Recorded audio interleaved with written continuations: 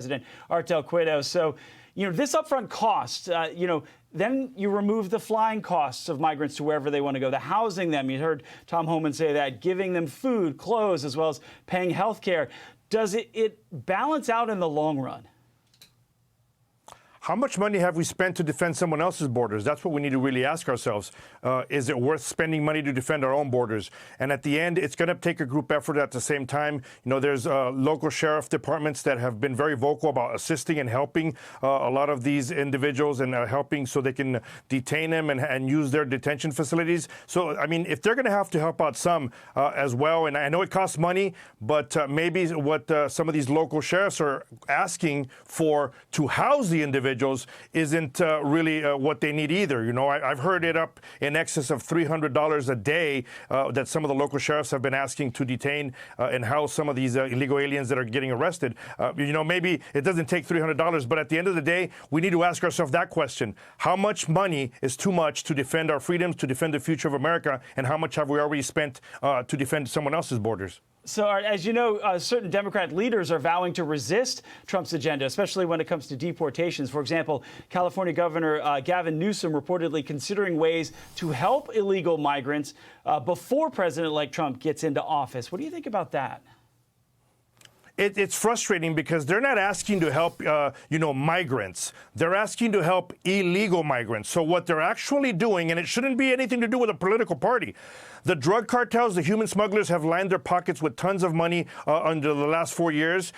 It's not about a political party. It's about the future of America. And what they're doing is they're trying to bring forth policies and laws to defend criminals. They're trying to come forth with policies and laws so there's no consequences for individuals that are committing crimes. I think it's very frustrating, it's angering, and it is a slap in the face to the American public.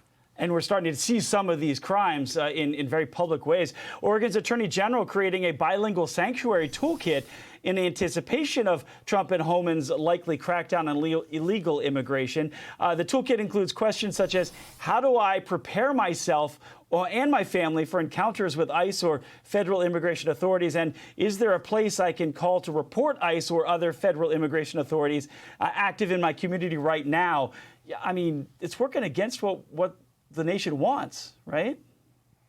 Right. And it's frustrating because they're not saying, hey, we're going to have an area where you can report them if they're committing something wrong, right? Which that should always happen. There's always been transparency. If law enforcement commits, some crime or they violate somebody's rights, there's a process for that. What they're saying is they want to put together some kind of information as a heads up. Pretty much as bad as the spotters are on the border when they're, they're doing spotting on Border Patrol agents when they're trying to catch groups. That's what they're doing. Once again, leadership in this country, in certain areas, they're providing a playbook to help out the criminal to go against law enforcement. And that is just angering to actually see. And quickly, in 15 seconds, I want to get back to the numbers or the cost here. We had 9 million illegal immigrants encountered at the southern border. We don't have a total cost, do we, for how much that has already cost our taxpayers? They don't. And again, we don't have a total cost on how much money a lot of these groups are sending outside of the country. That's another thing that they need to look at. And who's making all the money and who's getting their pockets lined? It's the cartels. Enough's enough. The law's coming. And we need to start enforcing our nation's laws. And there has to be consequences for criminals and the crimes they're committing. Cueto, thank you for your time. I appreciate it. And your representation of those folks.